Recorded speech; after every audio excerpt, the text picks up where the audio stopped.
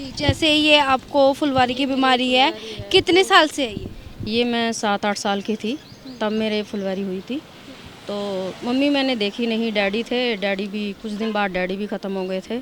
उसके बाद मैं अकेली सी सोचा था थोड़ा बड़ा होंगे तो अपने आप इलाज करेंगे, थोड़ा जब समझदार हो जाएंगे, हौसला संभालेंगे तो अपने आप करेंगे इलाज।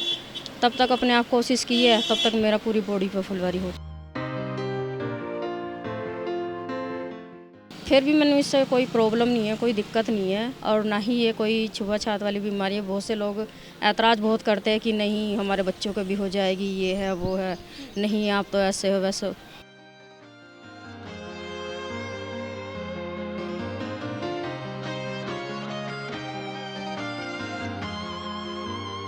माँ को भी आपने आज का देखा नहीं? टाइम ऐसा है क्योंकि मेरे आगे पीछे और कोई नहीं है, जो है मेरा घरवाला है, लेकिन मैं अपना दर्द किसी को बता नहीं सकती।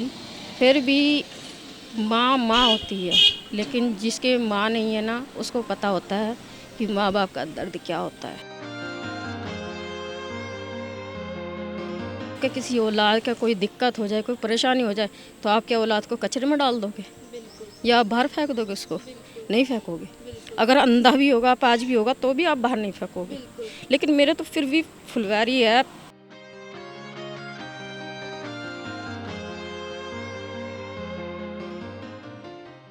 इस आप फूड का स्टॉल चलाते हो, क्या होता है आपके पास खाने में? मेरे पास कढ़ी चावल है, राजमा चावल है और आलू के पराठे हैं, रोटी सब्जी है और चाय है और कॉफ़ी है।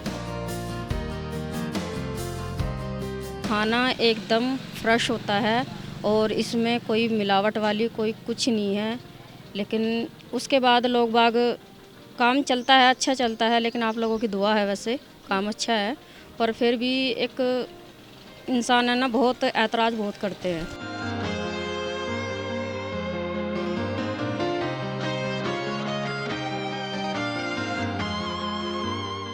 ਸਤਿ ਸ਼੍ਰੀ ਅਕਾਲ, ਤੁਸੀਂ ਦੇਖ ਰਹੇ ਹੋ ਦ ਸਿਟੀ ਹੈਡਲਾਈਨ ਤੇ ਮੈਂ ਹਾਂ ਨੇਹਾ ਮਲਿਕ। ਅੱਜ ਅਸੀਂ ਤੁਹਾਨੂੰ ਲੈ ਕੇ ਪਹੁੰਚੇ ਘਰ ਦੀ ਰਸੋਈ ਦੇ ਵਿੱਚ, ਜਿੱਥੇ ਕਿ ਸਾਡੇ ਨਾਲ ਇੱਕ ਲੇਡੀਜ਼ ਮੌਜੂਦ ਨੇ ਤੇ ਅਸੀਂ ਉਹਨਾਂ ਨਾਲ ਗੱਲਬਾਤ ਕਰਾਂਗੇ ਤੇ ਪੁੱਛਾਂਗੇ।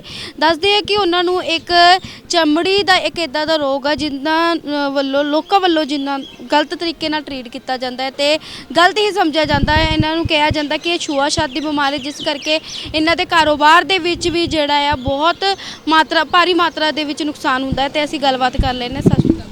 सत श्री अकाल। ਕੀ ਹਾਲ ਚਾਲ? ठीक है जी। ਕਿੰਨੇ ਚਿਰ ਤੋਂ ਤੁਸੀਂ ਇਹ ਸਟੋਲ ਲਾ ਰਹੇ ਹੋ?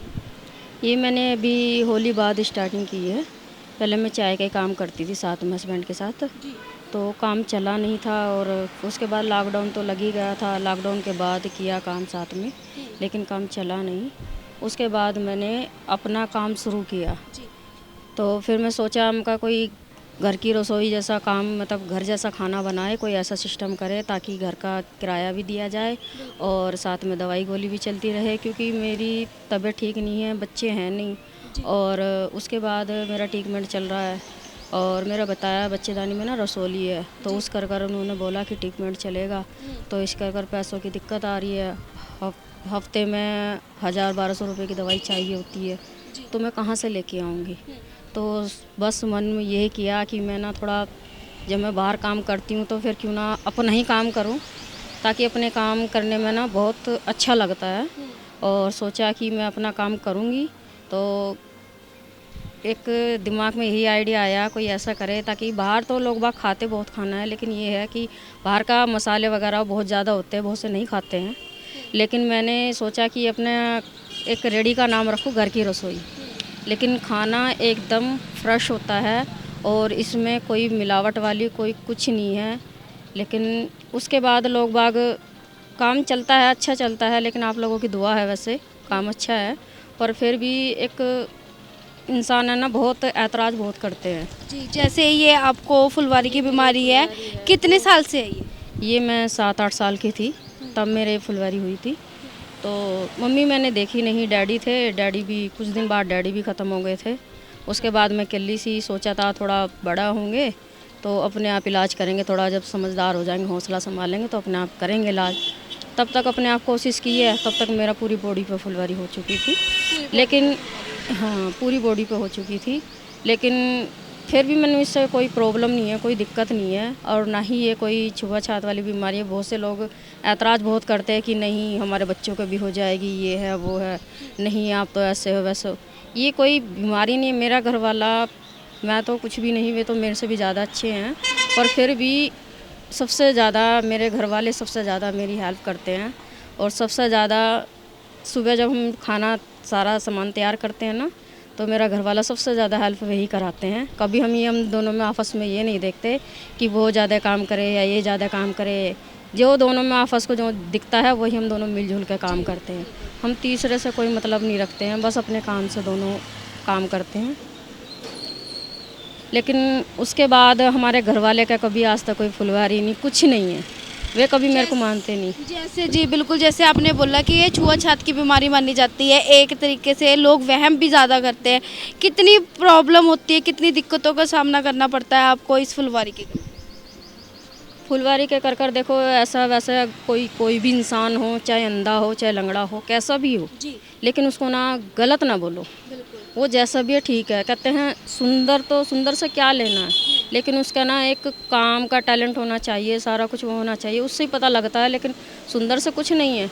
लेकिन फिर भी लोग बाग ये सोचते हैं कि इनका फुलवारी है या ये सब है। इससे कोई दिक्कत नहीं है, कोई प्रॉब्लम नहीं है। एक बार मैं कोठी में काम करने लगी थी, तो किसी ने कहा था कि कोठी में किचन में काम करना है, आपको किचन संभालना है। मैंने कहा कोई बात नहीं, ठीक है, आप बता दीजिए कितने पैसे चाहिए।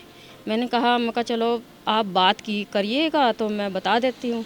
तो मैंने कहा रसोई मैं संभाल लेती हूँ। तो वो गड्डी में आई, गड्डी से उतरते ही उसने सिर्फ मेरे को देखा और देख के दूर से मना कर दिया कि कहते नहीं नहीं। मैंने कहा बात तो कर लो एक बार, आपने क्या करवाना क्या नहीं है। कहते नहीं नहीं आपका फुलवारी है, हमारे बच्चों का भी हो जाएगा, ये हो जाएगा। चलो खुदा ने, ऊपर वाले ने मेरे को जैसा बनाया ठीक बनाया। कितना दुख लगा था जब आपको ये बात बोली गई थी, आपके बच्चे भी नहीं है। जिस माँ की अगर बात करें, लड़कियां जो होती है अपनी माँ से ही शिकायत करती है, माँ को भी आपने देखा टाइम ऐसा है क्योंकि मेरे आगे पीछे और कोई नहीं है, जो है मेरा घर वाला है। लेकिन मैं अपना दर्द किसी को बता नहीं सकती। फिर भी माँ माँ होती है, लेकिन जिसके माँ नहीं है ना, उसको पता होता है कि माँ बाप का दर्द क्या होता है। पर फिर भी ऊपर वाले ने चलो मेरे को ये प्रॉब्लम दी है तो कोई दिक्कत नहीं है। पर फिर भी चलो मेरा मन तो चलो मैं मान लेती, चलो कोई नहीं, मेरे को ऐसा दिया है। अगर ऊपर वाले ने चाहा आपके किसी औलाद का कोई दिक्कत हो जाए, कोई परेशानी हो जाए, तो आपके औलाद को कचरे में डाल दोगे या आप बाहर फेंक दोगे उसको? नहीं फेंकोगे। अगर अंधा भी होगा, पाज भी होगा, तो भी आप बाहर नहीं फेंकोगे। लेकिन मेरे तो फिर भी फुलवारी है। फिर भी चलो मैंने, फिर भी मेरे को ऐसा झटका लगा कि एक मैं बता नहीं सकती। फिर भी मैंने हौसला संभाल के कहा चलो कोई नहीं, मैंने कुछ नहीं किया। लेकिन मेरी आत्मा ने, पता नहीं मेरी आत्मा भी तो कुछ कह रही होगी। लेकिन फिर भी मैं बर्दाश्त करके मैं चुपचाप चली आई।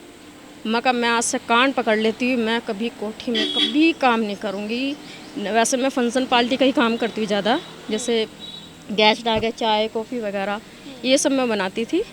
तो उसके बाद मैंने मुड़ के कभी काम नहीं किया। मैंने कहा काम करूँगी तो अपना करूँगी, नहीं तो मैं नहीं करूँगी। लेकिन मैं अपने काम में, चाहे दिनामान कुछ बिके चाहे ना बिके, फिर भी मैं अपने काम से खुश हूँ। वे मेरी मर्जी का काम है, मैं चाहे लगाऊँ चाहे ना लगाऊँ, लेकिन उसमें सुकून मिलता है। लेकिन अगर हम बाहर कहीं करें, 4 गालियाँ भी सुननी पड़ती है और कहते हैं आप लेट आए हो, उसमें पैसे भी नहीं देते, उसमें परेशान करते। लेकिन गरीब बंदों को आज के टाइम में कोई समझता नहीं है। लेकिन गरीब बंदा ये सोचता है कि या कि चलो जितना दब जाए, तो गरीब की कोई वैल्यू नहीं होती है। गरीब बंदा तो फिर भी देखो ना, अगर कोई सब्जी मिले ना, फिर भी वो चटनी से रोटी खा कर खुश हो जाता है। लेकिन वो फिर भी उसको शांति है, सुकून है। लेकिन जिस बंदे को घमंड होता है वो घमंड ही करता है। इससे ज़्यादा हम आपा कुछ नहीं कर सकते। लेकिन हमको यहाँ 8-9 साल हो गए, फिर भी मेरा घरवाला मेरा साथ देता है। बस मेरे लिए बस वही रहे। आपने जैसे बोला मैम आपकी मम्मी नहीं है, बहुत ज़्यादा ऐसे स्पेशल दिन आते हैं कि माँ को हमेशा याद किया जाता है। जब आप छोटे थे आपने अपनी मम्मी को नहीं देखे, पिता का साया भी कुछ दिनों तक ही था, फिर उसके बाद वो भी नहीं रहा। कितना दुख होता है, क्योंकि कई बार ऐसा होता है कि बंदा अकेला रहता है, क्योंकि अपने घर वालों से ही बातचीत करके वो अपना दुख जो है बांट सकता है। लेकिन बेटियाँ अपनी माँ को ही बता सकती है, लेकिन और किसी को नहीं बता सकती। अगर माँ बाप ना हो तो वो क्या कर सकती है। कैसा लगता है कि अब वो माँ नहीं है, बातें बहुत है करने के लिए, दुख बहुत है, लेकिन सुनने के लिए सिर्फ माँ ही नहीं है तो लेख देखो, वैसे बिन माँ बाप के, बिना परिवार के औलाद बेकार है। जी। या तो अगर माँ बाप ना हो तो औलाद भी नहीं होनी चाहिए, या तो पैदा होते ही ख़त्म हो जाए या फिर कोई मार दे। अगर माँ बाप साथ में हो, भाई बहन कोई साथ में हो तो ठीक है, लेकिन बिन माँ बाप की औलाद तो सारी ज़िंदगी ना उसने कूट कूट के रोना ही होता है। लेकिन आज का समय ऐसा है कि इंसान को इंसान नहीं समझते। अब मेरे देखो मम्मी पापा नहीं है, भाई बहन नहीं है, अकेली मैं ही हूँ। अगर मैं आज के टाइम में किसी को मैं, अब ये हैं, अगर मैं इनको भैया कह के बोलूँगी तो अगला ना गलत सब समझता है, लेकिन वो ये नहीं समझता कि चलो कोई बात नहीं। लेकिन फिर भी ना, अगर किसी को भैया कह के बोलो ना, लेकिन फिर भी वो अपना गलत अपना फ़ायदा देखता है, लेकिन वो आज के समय समझता नहीं किसी को। लेकिन हम किसी से तीसरे से कोई मतलब नहीं है, चाहे आप दुख में हो चाहे सुख में हो, मुझे किसी से कोई लेना देना नहीं, अपने काम से मतलब रखते हैं। इस आप फूड का स्टॉल चलाते हो, क्या होता है आपके पास खाने में? मेरे पास कढ़ी चावल है, राजमा चावल है, और आलू के पराठे हैं, रोटी सब्जी है, और चाय है, और कॉफ़ी है। क्या बात है। एक प्लेट कितने की होती है आपकी? अगर रोटी की प्लेट लगाओ तो 40 रुपये में 4 फुलके हैं, साथ में सलाद वगैरह है। और राजमे की लगाओ तो हाफ़ 40 है, फुल 60 है। अपनी एक बार लोकेशन बता दोगे, जो हमारी ऑडियंस है ना वो एक बार आपकी लोकेशन ज़रूर पूछना पसंद करेगी, कि कहीं ना कहीं उनको भी जो है खाना टेस्ट करने का शौक़ लगा रहता, खाने का शौक़ लगा रहता, कि घर का खाना एक जो है वो उनको मिलना चाहिए। ये BRS नगर की मार्केट में हूँ, ओरेंट सिनेमा के पास मेरा स्टॉल लगा हुआ है। मैं सुबह 9:30 बजे से लेकर शाम के 5:30 बजे तक होती हूँ। आपका जब दिल करे तब आके आप आइए और आके एक बार ट्राई करिए। अगर अच्छा लगे तो बार बार आइए, नहीं अच्छा लगे तो आगे आपकी मर्जी है। ओके। ਸੋ ਜਿਵੇਂ ਕਿ ਅਸੀਂ ਮੈਡਮ ਨਾਲ ਗੱਲਬਾਤ ਕਰ ਲਈ ਹੈ, ਦੁੱਖ ਬਹੁਤ ਨੇ ਤੇ ਜਿਸ ਕਾਰਨ ਉਹਨਾਂ ਨੂੰ ਇੱਕ ਫੂਡ ਦਾ ਸਟਾਲ ਚਲਾਉਣਾ ਪੈ ਰਿਹਾ ਹੈ, ਤੇ ਕਾਰਨ ਇਹੀ ਹੈ ਲੋਕ ਜਿਹੜੇ ਬਹੁਤ ਜ਼ਿਆਦਾ ਵਹਿਮ ਕਰਦੇ ਨੇ, ਪਰ ਜਿਹੜੀ ਇਹ ਬਿਮਾਰੀ ਹੈ ਇਹ ਇਹਨਾਂ ਨੇ ਆਪ ਨਹੀਂ ਪੈਦਾ ਕੀਤੀ, ਇਹ ਕੁਦਰਤੀ ਦੇਣ ਹੈ ਤੇ ਰੱਬ ਵੱਲੋਂ ਦਿੱਤੀ ਗਈ ਹੈ। ਜੇ ਲੋਕਾਂ ਨੂੰ ਵਹਿਮ ਹੈ ਛੂਤ-ਛਾਤ ਦੀ ਬਿਮਾਰੀ ਹੈ, ਇਹਨਾਂ ਨੇ ਜਿਵੇਂ ਕਿ ਕਿਹਾ ਕਿ ਮੇਰਾ ਹਸਬੈਂਡ ਜਿਹੜੇ ਨੇ ਉਹ ਮੇਰੇ ਨਾਲ ਰਹਿੰਦੇ ਨੇ, ਪਰ ਉਹਨਾਂ ਨੂੰ ਤਾਂ ਹਜੇ ਤੱਕ ਇੱਦਾਂ ਦੀ ਕੋਈ ਬਿਮਾਰੀ ਨਹੀਂ ਹੋਈ ਹੈ। ਤੇ ਜਿਹੜੇ ਵਹਿਮ ਨੇ ਦੂਰੋਂ ਕੱਢ ਦਿਓ, ਦਿਲ ਦੇ ਵਿੱਚੋਂ ਕੱਢ ਦਿਓ, ਤੇ ਇੱਦਾਂ ਦੇ ਲੋਕਾਂ ਨੂੰ ਵੀ ਅਪਣਾਉਣਾ ਸਟਾਰਟ ਕਰ ਦਿਓ। ਕੀ ਪਤਾ, ਕਿਉਂਕਿ ਇਹਨਾਂ ਤੁਹਾਡੇ ਕਰਕੇ ਹੀ ਇਹਨਾਂ ਦੀ ਜਿਹੜੀ ਹੈ ਰੋਜ਼ਗਾਰੀ ਉਹ ਚੱਲ ਸਕਦੀ ਹੈ। ਇੱਦਾਂ ਦੀ ਅਪਡੇਟਸ ਲਈ ਸਾਡੇ ਨਾਲ ਬਣੇ ਰਹੋ ਤੇ ਦੇਖਦੇ ਰਹੋ ਤਾਂ ਸਿਟੀ ਹੈਡਲਾਈਨ। ਮੈਂ Neha Malik, camera person Prince Kumar ਨਾਲ।